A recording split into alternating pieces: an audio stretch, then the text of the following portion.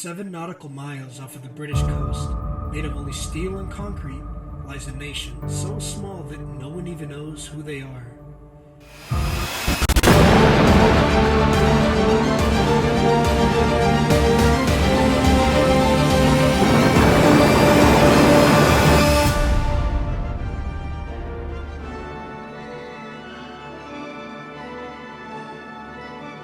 Much closer to Britain. No, it's not the kind of place where you can take a package holiday. From originally being used as a potential military fortress to technically being one of the world's smallest nations, Sealand has proven itself to be a micronation that has been able to sustain its own people.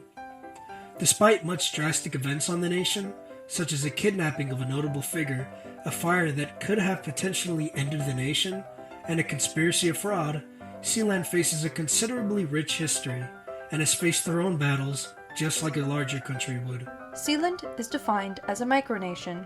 A micronation, according to Britannica, is an entity that claims to be an independent state but whose sovereignty is not recognized by the international community. Micronations are distinct from microstates, such as Liechtenstein or Vatican City, whose sovereignty over extremely small territories and populations is internationally recognized." End quote. To be considered a micronation, there is an unofficial checklist a person has to complete to create a nation. The first is that a person needs to claim territory. Because the Ruff's Tower, later known as Sealand, was built outside British waters, it was in neutral territory and couldn't be claimed by Britain. A person then needs to create a government, national song, a flag, currency, and have permanent residence before it can be claimed nationhood. Roy Bates did all of this with his family and created Sealand. To go beyond being a micronation and finally becoming a nation, it has to be recognized, which Sealand gets in 1978. Sealand originated in World War II as a naval base for monitoring and reporting German mine laying. The tower itself is only 4,060 feet. It housed over 150 people, 2 6-inch guns, radar equipment, and 40 anti-aircraft autocannons.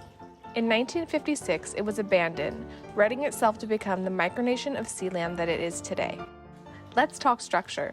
The micronation is built on 2 sunken ships, built in 1942 on a pontoon barge in Red Lion Wolf.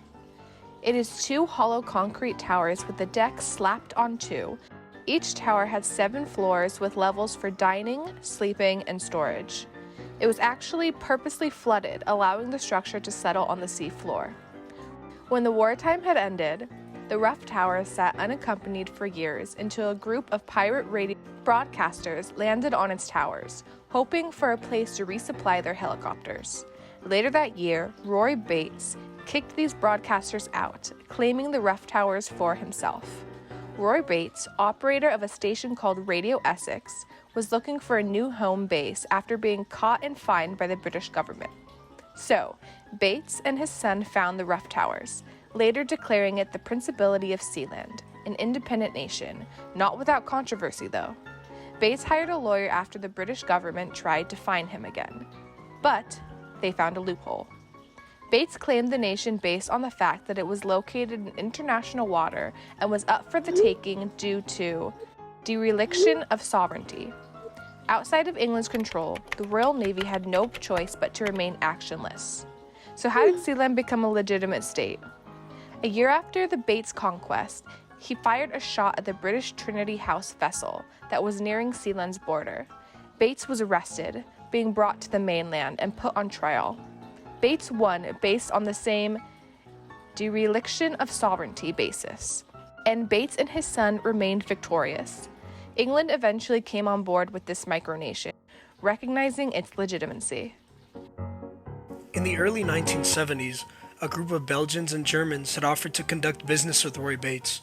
The leader of the group of Germans was a man by the name of Alexander Gottfried Achenbach. Roy had plans for his micronation, with intentions to create the once known military fort into a profitable business.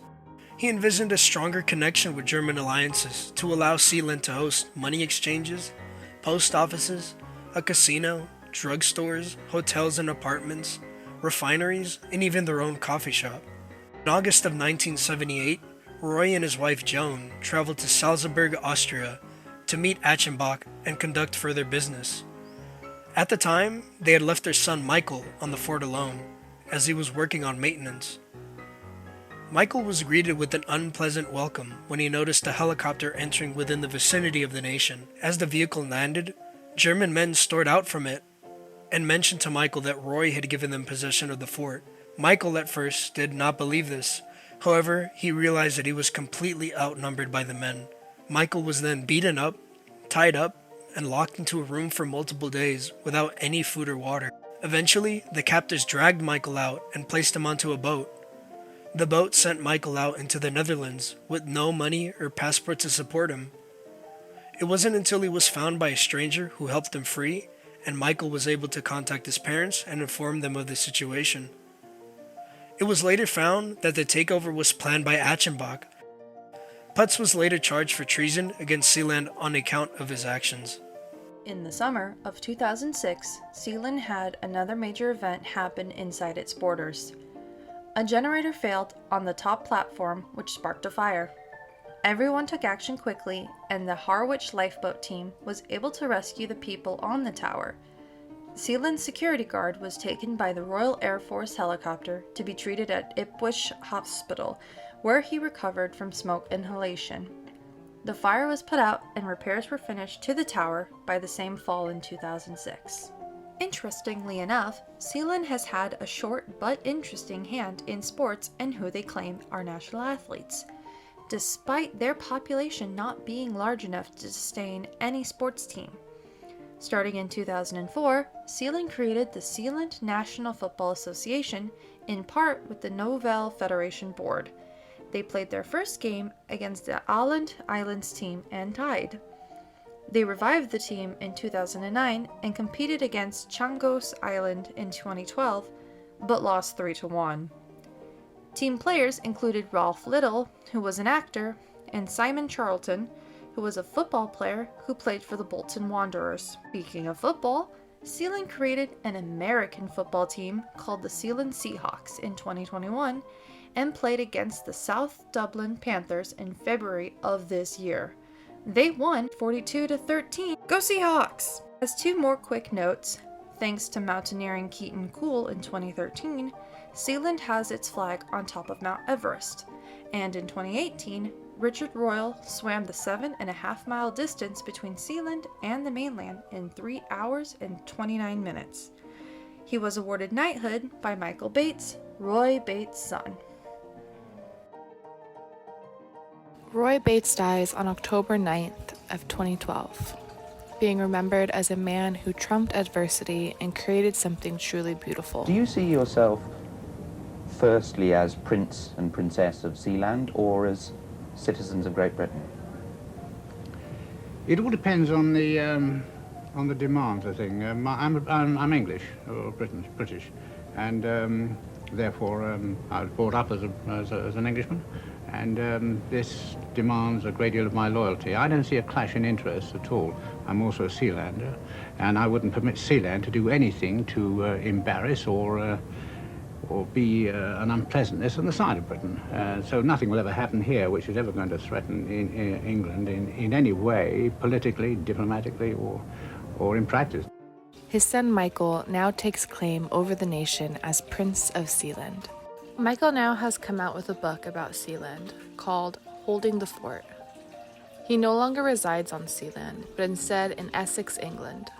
Currently, 2 people only live on the micronation, keeping things up to date and representing the nation's population. Being over 50 years old, Sealand is a micronation that is still unable to entirely sustain themselves without any form of outside assistance. Since the time of the nation's founding, Sealand has been dependent on financial aid from the royal family and other outside supporters. Sealand's official website mentions that their goal is to create an open and free community that can be a home to like-minded people from all parts of the globe. In order to guarantee Sealand's survival, though, they must build an economy that is diverse, robust, and resilient. Creating an economy that is dependable for their citizens and outside entities will only prove that Sealand is more than capable of becoming its own legitimate nation. The Prince of Sealand has also recognized the importance of creating land around the fortress.